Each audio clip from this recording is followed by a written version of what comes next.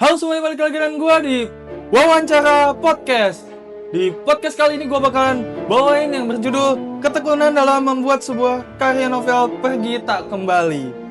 Ya, kali ini gue nggak sendirian, gue ditemenin salah satu sahabat gue yang menulis sebuah novel terbaru karyanya sendiri, Ahmad. Ya, Ahmad Mubarak.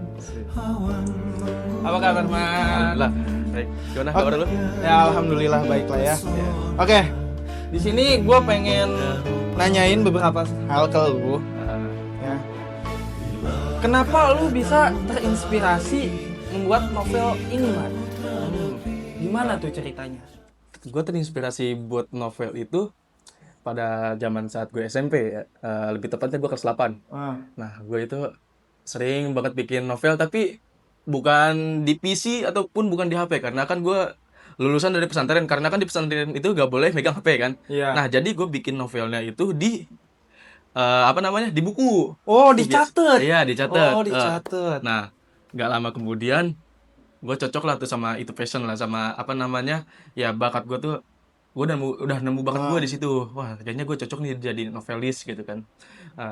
Ya udahlah, gue kembangin seiring berjalannya waktu sampai 1, 2, 4 tahun saya sudah berkiprah di dunia novel ya, novelis. Alhamdulillah,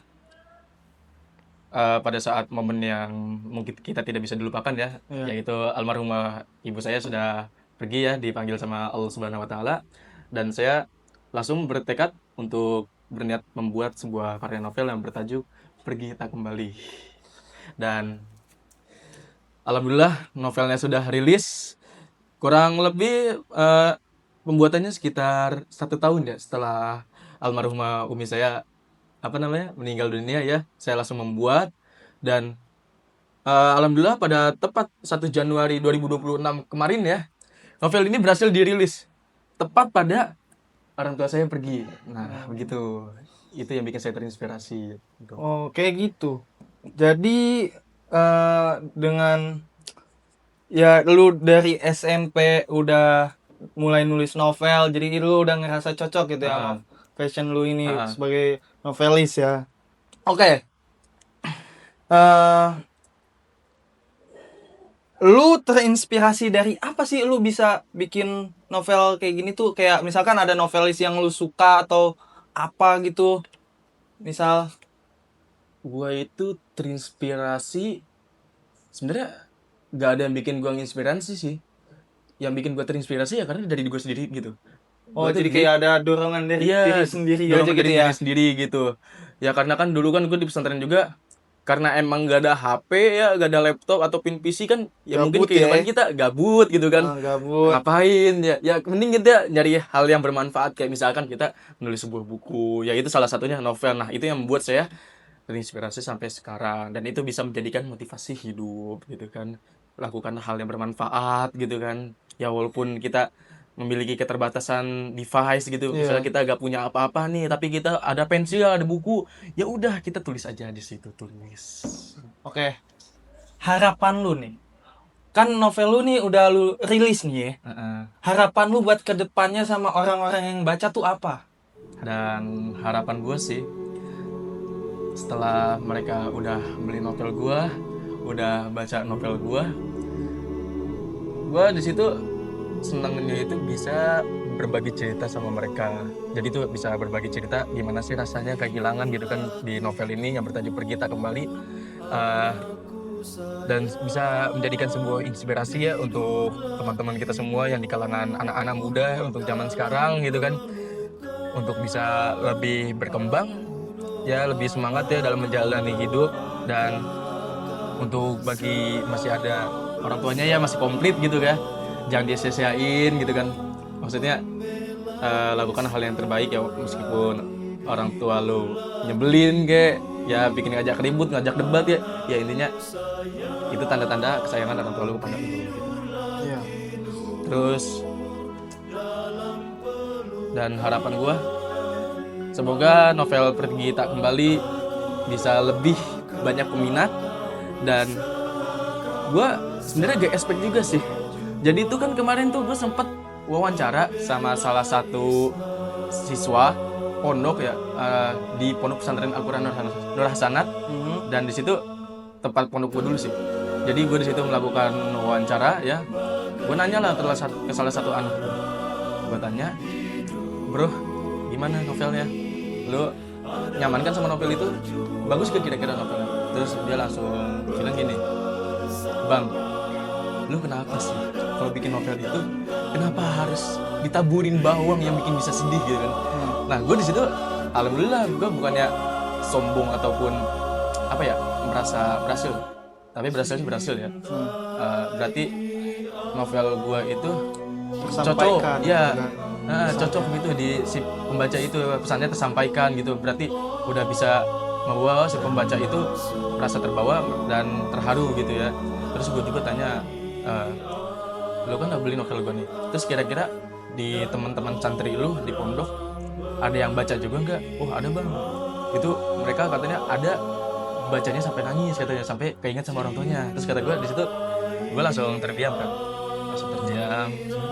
alhamdulillah gitu, akhirnya pesan gue tersampaikan gitu. Maksudnya kisah-kisah hidup gue yang udah gue pendem lalu gue salurin ke novel ini, udah udah gue bagikan ke mereka supaya bisa merasakan, dan juga merasakan apa sih artinya kehilangan gitu ya. Bukan kehilangan pacar doang ya, tapi kehilangan sosok yang dicintainya, kayak misalkan ya almarhumah Umi gitu kan, yang udah pergi kemarin gitu kan gitu. Terus juga dari mereka juga sempat ada yang bilang gini, bang, gue boleh minta salah satu pesan nggak buat lu? Gue ngomong kan, apa tuh gitu kan, tolong rilisin part 2. Wah, kata gue bener, mereka tuh ngomong kayak gitu ke gue, dari salah satu dari santri mereka ngomong ke saya gitu, part 2. Justru gue bikin novel aja itu kan kurang lebih 1 tahun ya, dan itu juga tidak mudah. Dan juga sebenarnya dari semenjak awal perilisan novel Pergi Tak Kembali ini, gue sebenarnya gak ada lanjutan mau bikin, udah stop di sini karena emang cerita sudah berakhir di sini. Terus mereka bilang, bang please lanjutin lagi bang, gue makin demen sama cerita-cerita yang lo bikin. Terus gue juga kayaknya makin rindu sama cerita-cerita ini gitu.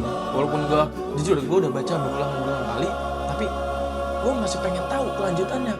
Nah dibalik itu gue emang gak ada niatan untuk lanjutin ya, tapi mungkin dari banyaknya peminat ya, alhamdulillah kemarin gue sempat dikerumunin yang pas habis sholat maghrib. Mereka kan langsung pada ngomong ke gue ya, bang infokan part 2 gitu. Habis itu kan gue kaget ya, padahal dari diri gue sendiri gak pengen ada kelanjutannya gitu. Tapi dari banyak yang peminat, insyaallah masih banyak gitu yang minat ya. Iya. Berarti ada kemungkinan nih lu bakalan lanjutin novel ini. Apa emang lu pengen benar-benar stop aja? Kan kalau lihat dari banyaknya peminat yang minta lanjut, dari sisi lu bakalan ngikutin apa yang lu mau, apa ngikutin apa yang pembaca mau gitu. Ya demi kepuasan para pembaca ya, saya bakal lanjutin. Ya, bakal lanjutin. Ya meskipun dalam di dunia ini sudah ada tidak ada cerita-cerita lagi ya dalam kehidupan bersama orang tua gitu kan, kayak bareng Umi itu, kebersamaan Umi. Mungkin dari segmen bab-bab terakhir gue bisa mikir, dan itu mungkin aja bisa dilanjutin ceritanya. Mungkin gue bakal bikin versi Pergi Tak Kembali, namun di bawahnya tuh ada tambahan subjudulnya, kayak misalkan Pergi Tak Kembali, subjudulnya yang benar-benar tidak hilang gitu kan. Misalkan kayak Umi lu tuh udah pergi tapi masih ada di hati ya gitu. Nah itu kan kalau bisa dibilang, kalau menurut gue ya, itu pasti judulnya juga udah kena lah di hatinya juga. Nah rencananya gue bakal gitulah, itu salah satu bocoran dari gue gitu kan. Cumannya doa yang terbaik semoga bisa rilis lah gitu ya. Iya. Amin ya. Oke, satu pertanyaan terakhir nih.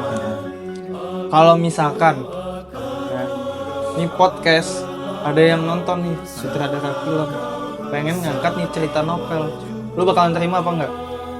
Dengan senang hati saya terima sepenuhnya, dan di situ saya merasa berterima kasih banyak kepada produser film ya, yang udah pengen ngangkat cerita novel saya menjadi sebuah karya film ya. Iya. Gila.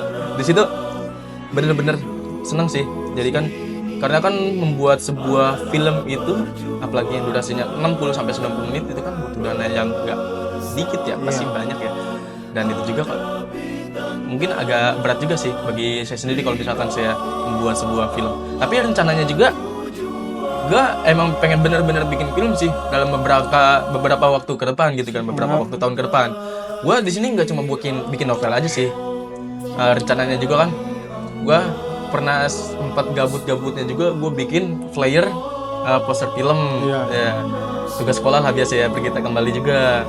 Nah terus alhasil guru di sekolah gue terharu, dan semoga bisa mendoakan si film ini bisa terwujud gitu kan.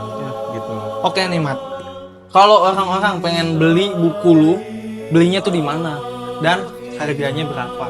Oke. Untuk novel itu saya jual di Facebook dan Instagram. Dan itu saya sering sekali mengupload reels ataupun postingan iklan di Facebook ataupun di Instagram. Contohnya pada Instagram saya pribadi, Facebook saya pribadi, dan Instagram bisnis saya ada 2, Zay Production sama Zay Corporation, Zay Kreatif. Nah, itu di 2 Instagram itu saya juga ngupload iklan saya. Dan tidak juga saya ngupload di YouTube Shorts ya, YouTube Shorts. Dan itu juga semoga bisa ada peminatnya ya, walaupun untuk membaca algoritma sosial media itu memang agak rumit sih, tapi tidak ada salahnya kita berusaha ya. Iya sih. Oke, kayaknya gue tertarik nih Mat, pengen baca novel lu. Bisa nggak gue beli? Boleh banget. Lu kalau misalkan pengen beli, ini gue ada salah satu sampel ya. Ini sampel 1 buat lu. Nah, ini ada 2 lagi sampel. Paling sama buat kru-kru lu ya di sini yang mungkin yang pengen baca gitu kan. Ya. Nah, ini gue bisa kasih ke lu. Nih semuanya ini ada di sini. Thank you ya. Ayo. Oke guys ya, mungkin sekian dulu video dari kita. See you next time and bye-bye. Oke. Yuk. Thank you. Yuk.